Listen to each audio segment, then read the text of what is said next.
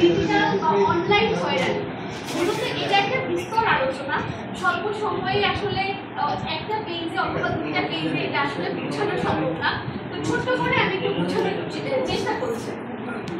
আসলে cyber crime আমি আগে মেনশন করেছি, এটা একটা ব্যাপক একটা বিষয় বা সাবজেক্ট।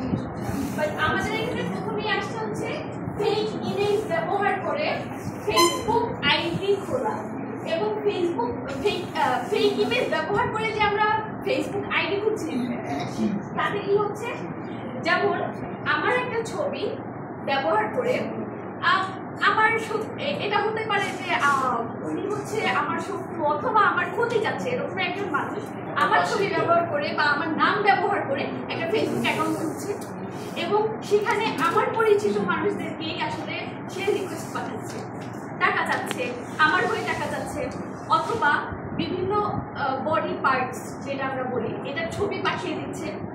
সে কিন্তু আমাকে এটা হ্যারেস করছে, সে সামাজিকভাবে আমাকে হচ্ছে হেয় করছে, করার চেষ্টা করছে।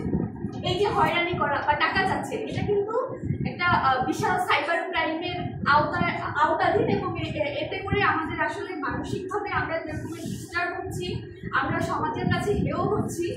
আমাদের সেকেন্ড টপিক হচ্ছে অনলাইন প্রোডাক্ট নিয়ে প্রতারণা। আচ্ছা, অনলাইন প্রোডাক্ট নিয়ে প্রতারণা এখন প্রতিনিয়ত হচ্ছে। যেমন আমরা যখন অনলাইনে পারচেস করি, এখন তো আমাদের ম্যাক্সিমামই আসলে অনলাইন বেস কেনাকাটা হয়ে যাচ্ছে। তো সেই ক্ষেত্রে যখন আমরা একটা অনলাইনে ছবি কিনতে চাই, যেমন আমি একটা ব্যাগ রিসেন্টলি একটা হচ্ছে ব্যাগ পারচেস করছি, তো ওটা একটা চাইনিজ ব্যাগ দেখানো হয়েছে যে চায়না থেকে ইম্পোর্ট করা, এটা আমাকে আসলে গুলিস্তানের একটা প্রোডাক্ট ধরিয়ে দিয়েছে। তো বিষয়টা হচ্ছে একটি ছবি বা ইমেজ অথবা ভিডিও ব্যবহার করে আমাকে অন্য একটা প্রোডাক্ট আসলে দিয়ে দিচ্ছে। এটাও কিন্তু একটা সাইবার ক্রাইমের বা সাইবার হয়রানি, আসলে অনলাইন হয়রানির আওতাভুক্ত। এরপরে আছে এআই ব্যবহার করে ইমেজ ভিডিও তৈরি করে। আমাদের পরের বুলেটিন পয়েন্ট হচ্ছে এআই ব্যবহার করে, আর্টিফিশিয়াল ইন্টেলিজেন্স ব্যবহার করে ছবি বা ভিডিও তৈরি করে হ্যারাসমেন্ট করা।